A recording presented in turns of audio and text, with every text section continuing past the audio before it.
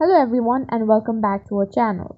Today we're diving into a quick and useful tutorial on how to create a pin in Facebook Messenger. This feature is perfect for keeping important messages easy to access.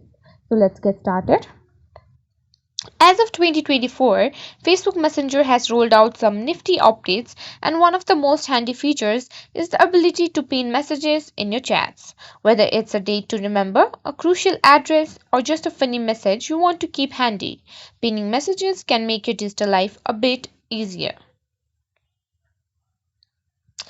First things first, open your Facebook Messenger app on your device. Make sure you're logged in. Choose the chat where the message you want to pin is located. You can use the search bar at the top if you're looking for a specific conversation,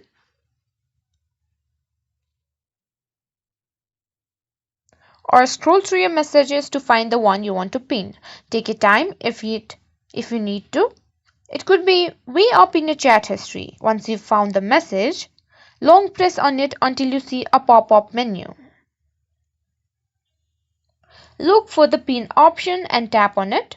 To view your pinned messages, tap the name of the chat at the top of the screen, then select Pinned Messages from the menu to see all the messages you pinned in that chat.